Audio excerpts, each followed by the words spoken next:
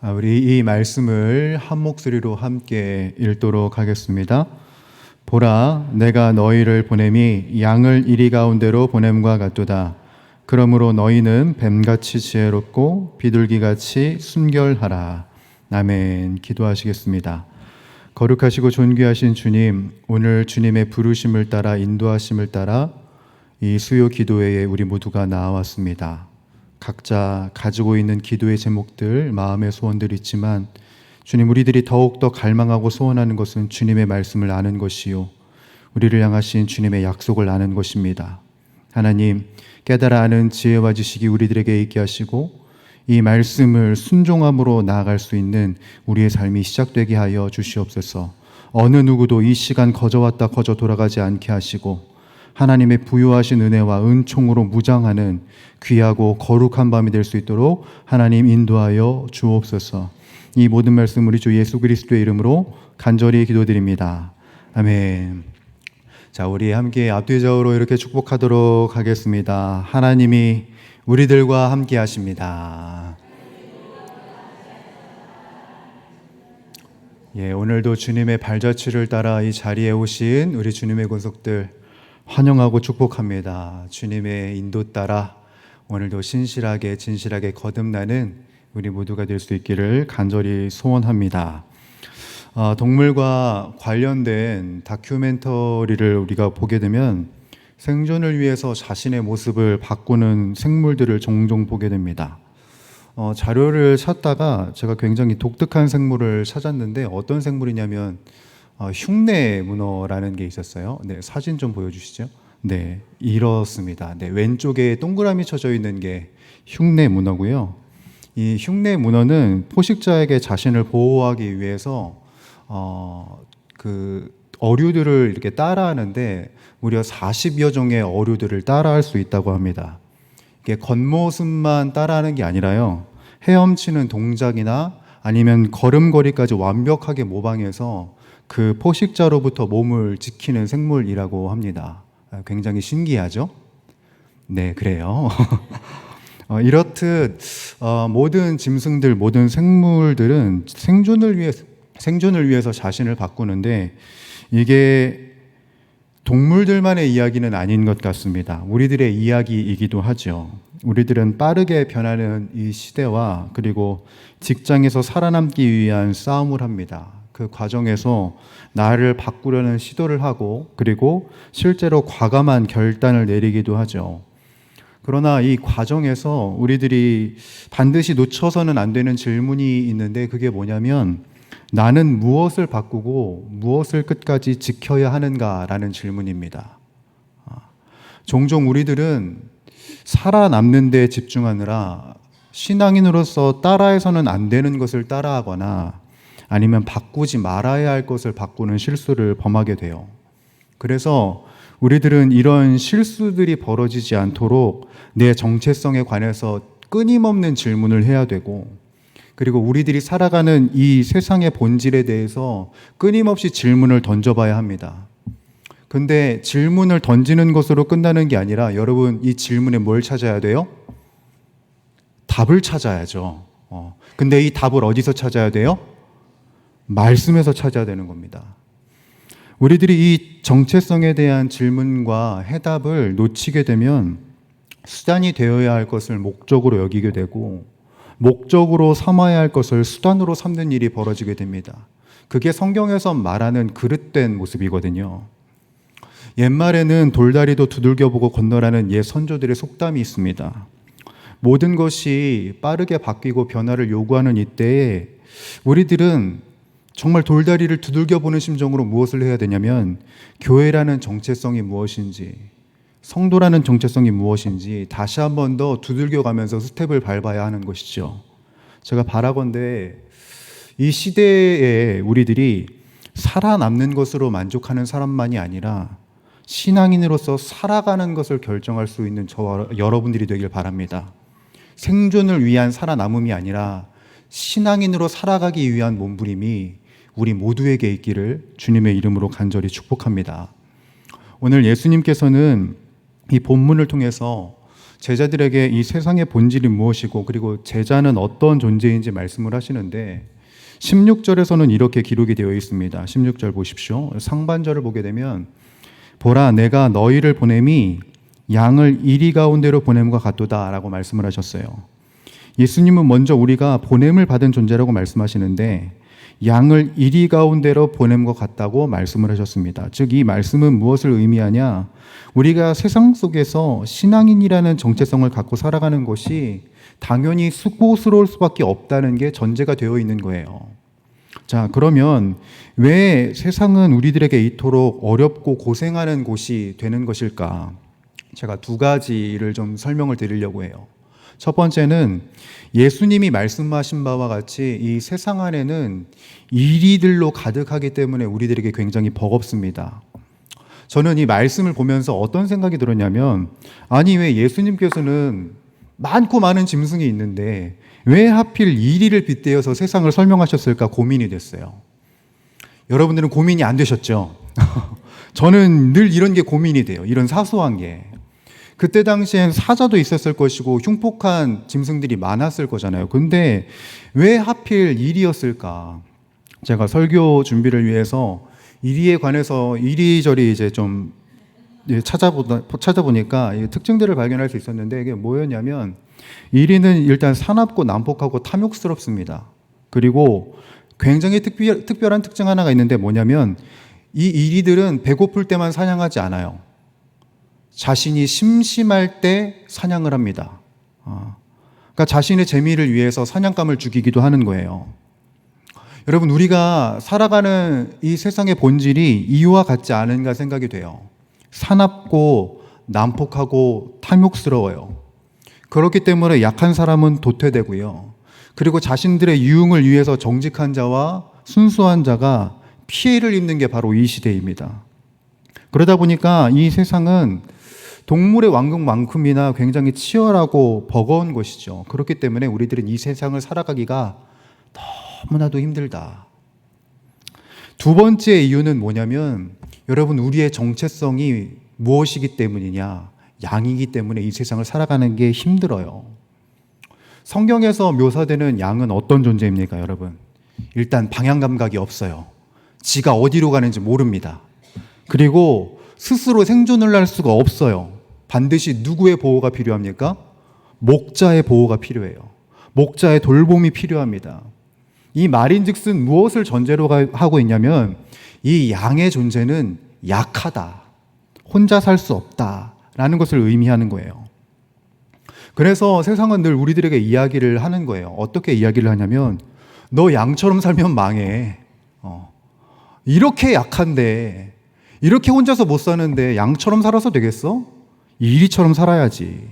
이리처럼 살아야 이 세상에서 살아남을 수 있는 거야 라고 끊임없이 우리들에게 이야기하는 거죠. 이거를 우리들의 눈으로 다 보고 있는 터라서 그래서 우리들이 늘 고민이 돼요. 이게 정직하게 살아도 될까?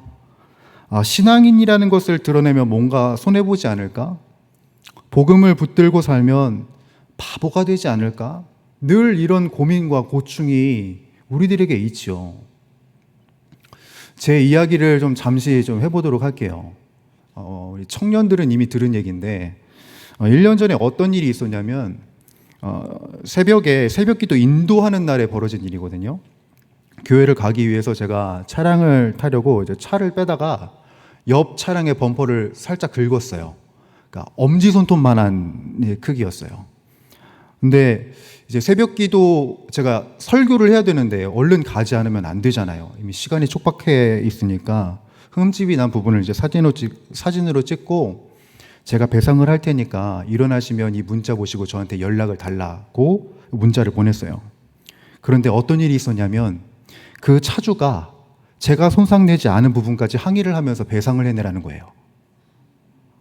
여러분 아무렇지도 않으시군요. 저는 이렇게 마음이 넓으세요. 우리 성도님들은. 목사는 밴댕이 소갈딱지만 해가지고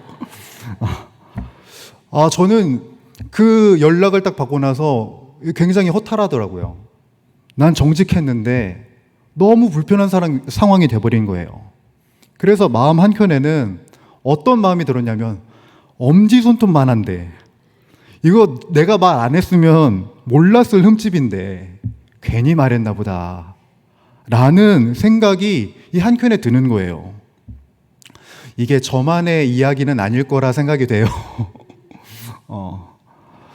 차량 문제만이 아니라 우리들은 이 신앙인의 정체성과 세상의 본질이 달라서 부대끼고 어려운 상황들을 늘 만납니다. 그래서 어려움을 만나요. 그리고 정말 안타깝게도 이런 세상 속에서 우리들은 양이라는 정체성, 예수 그리스도의 양이라는 이 정체성에 대해서 회의감에 빠지고, 그래서 세상의 가치관과 타협해서 나의 신앙을 희석시키는 일이 벌어집니다. 그런데 그런 생각을 품고 있는 제자들과 우리들에게 예수님이 16절에 뭐라고 말씀하시냐면, 이와 같이 살아갈 것이 아니라 너희들은 주님의 양으로서 살아가야 한다고 우리들에게 말씀을 하세요. 왜입니까? 우리의 승리가, 신앙인의 승리가 이리처럼 살아가는 데 있지 않기 때문이에요.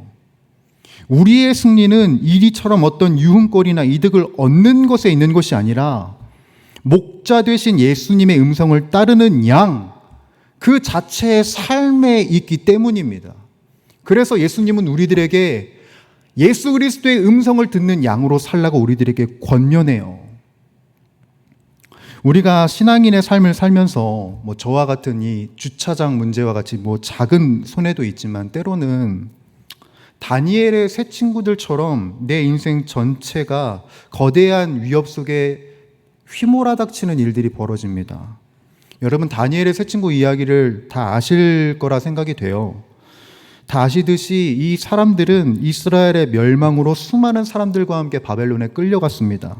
그리고 바벨론 왕의 금신상 앞에서 절할 것을 명령을 받아요.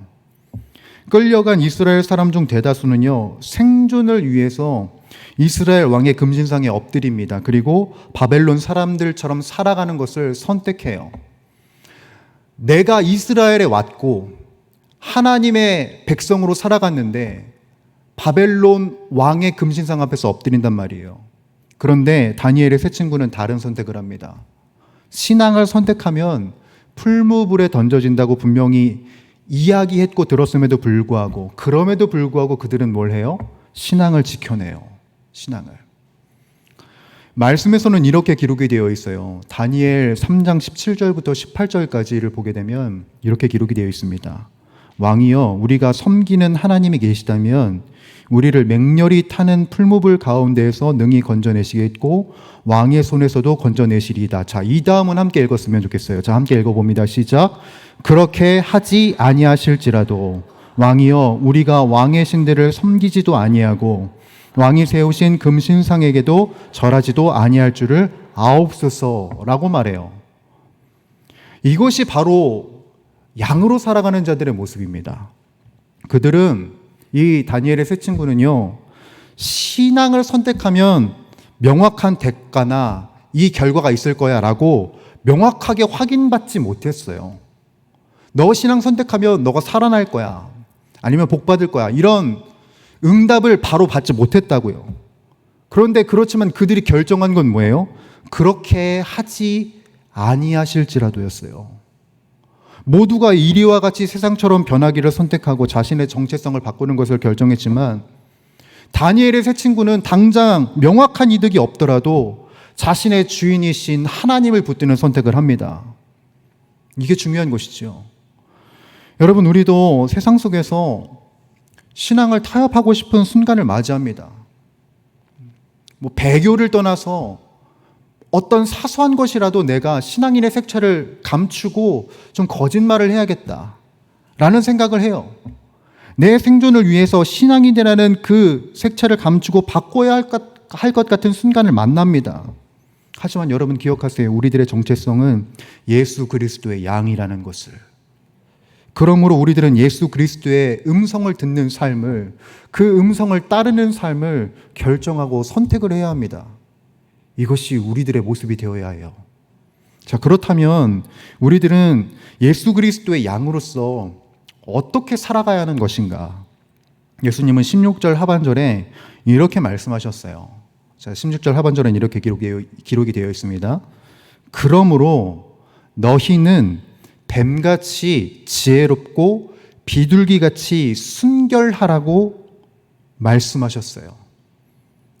예수님은요, 우리가 양으로 살아가기 위해서 어떠해야 하냐, 이렇게 권면하신 거예요. 뱀과 같이 지혜로워야 하고 비둘기같이 순결해야 한다. 자, 여러분, 이 성경이 내 성경이라면 잘 체크를 해주세요. 자, 예수님이 말씀하신 첫 번째 뭐라고요? 뱀과 같이 지혜로워야 한다. 성경 속에서 뱀은 부정적이고 영악한 존재입니다. 그러면 예수님이 말씀하신 의도는 이 뱀과 같이 영악하게 살아라겠네요? 아니죠? 예, 아니에요. 이 본문의 지혜를 원어로 보게 되면은 어떤 의미가 있냐면, 여러분, 판단력이라고 되어 있습니다. 판단력. 여러분, 우리가 이리와 같은 세상에서 살아가면서 정말 중요한 것은 뭐냐면 제대로 된 판단을 하는 거예요. 특별히 오늘처럼 유튜브와 같은, 아니면 여러 가지 매체를 통해서 정보를 많이 얻는 이 시대에서 우리들이 혼란스러워하는 것은 가치관이 아니겠습니까? 이 혼란스러운 시대에서, 가치관이 혼란스러운 시대에서 정말 중요한 것, 말씀에 뿌리 박힌 판단력이 중요하다, 이 말씀을 하시는 거예요. 두 번째, 자, 비둘기같이 순결하라고 말씀하셨어요. 이 순결하라를 헬라어로 보게 되면 불순물이 없는 상태, 그리고 불순물이 제거된 상태를 의미한대요. 그러므로 비둘기같이 순결하다라는 말은 이리와 같은 이 세상 속에서 신앙의 본질을 흐리지 말고 철저하게 지켜내라는 의미가 있는 거예요. 자, 특별히 우리가 이 16절의 말씀에서 정말 잘 기억해야 할 게 있어요. 주님께서는 지혜와 순결함, 이 둘 중에 어느 것 하나 취사 선택해라 라고 말씀하지 않으셨다는 겁니다. 예수님께서는 이 두 개 모두가 다 중요하다고 우리들에게 말씀하셨어요. 자, 그러면 여기에서 우리들이 생각을 해봐야 돼요. 왜 주님은 지혜와 순결을 둘 다 말씀하셨을까? 저 왜일지 고민을 많이 해봤거든요. 왜일지 고민을 많이 해봤는데, 결혼 생활을 통해서 이 말씀이 어떤 의미인지 알게 됐어요. 여러분, 우리가 결혼 생활을 하면서 순결하다는 것은 배우자를 위해서 할 수 있는 최고의 몸부림입니다. 그렇지 않습니까? 내 반려자 한 사람을 바라보는 이 순결함, 나와 배우자의 관계가 허물어지지 않도록 모든 불순물들을 제거하는 것이죠. 그리고 그 순결을 위해서 나와 이 배우자 사이에 무엇이 방해가 되는지 분명히 판단할 수 있어야 결혼 생활이 아주 행복하게 진행이 됩니다. 아니에요? 그렇죠. 그런데 이 판단이 내 개인적인 판단, 내 머리에서 나오는 판단이어서는 안 돼요. 배우자의 마음에서부터 비롯된 판단이어야죠. 그래야 결혼 생활이 행복해지는 건 아니겠습니까? 예수님과 우리의 관계도 마찬가지예요. 순결함도 판단도 동시에 필요한 겁니다. 순결함을 잃은 지혜를 잃은 순결함, 의미가 없어요. 모두가 다 필요한 겁니다. 그래서 예수님은 이 두 가지를 모두 강조하시는 거예요. 우리가 만약 순결함을 잃은 지혜로만 살아간다면 어떻게 될까요? 순결함을 잃고 지혜만 있다, 판단만 있다, 그렇다고 한다면 우리들은 이 판단을 가지고 사람들을 아마 비난할 겁니다. 심지어 예수님도 정죄할 거예요. 이게 신약 성경에 누구와 같냐면 바리새인과 같은 것이죠. 모든 것을 판단하고 정죄하는, 이리와 다를 바 없는 모습을 보이게 되는 것입니다. 지혜를 잃은 순결함은 어떻게 될까요? 아름다운 관계를 이루겠다고 하면서 상대방의 심정과 예수님의 심정이라는 그 기준과 판단이 없다면 그 관계는 결국 깨어지기 마련인 것이죠. 여러분, 우리가 주님의 양으로 부름을 받았고 그리고 보냄을 받았다면 이 이리와 같은 세상에서 반드시 이 정체성을 지켜내야 합니다. 주님의 음성으로 판단하는 양, 그리고 주님의 주인됨을 지켜내는 양, 그런 양들이 저와 여러분들이 될 수 있기를 간절히 소원합니다. 말씀을 마무리하려고 해요. 여러분, 우리들은 이리와 같은 세상 속에서 살아갑니다. 세상은 이리처럼 살아가야 성공한다고 말해요. 그런데 예수님은 우리에게 너희는 양이니 지혜와 순결로 무장하며 살라고 우리들에게 권면하세요. 여러분, 잘 기억하시기 바랍니다. 우리의 목표는 세상에서 살아남는 게 아니에요. 생존하기 위해서 세상에 살아남는 게 목표가 아닙니다. 우리의 목표는 무엇이냐면 예수 그리스도의 양으로 살아가는 것이에요. 예수님과 아름다운 관계를 이루고 그의 나라를 세워가는 것이 바로 우리들의 목표예요. 여러분, 오늘 본문 말씀의 제목입니다. 오늘 본문 말씀의 제목은 이리와 같은 세상에서 양으로 산다는 것이에요. 이 땅에서 예수님의 양으로 부름받은 우리 모든 주의 권속들, 예수님의 음성을 따라 사는 그 지혜, 예수님으로 만족하는 그 순결함이 우리 모두에게 있기를 간절히 소원합니다. 그래서 하나님의 나라를 이뤄가고 그리고 하나님과 함께 기쁨을 영위할 수 있는 저와 우리 모두의 삶이 되기를 주님의 이름으로 간절히 축원합니다. 시간 함께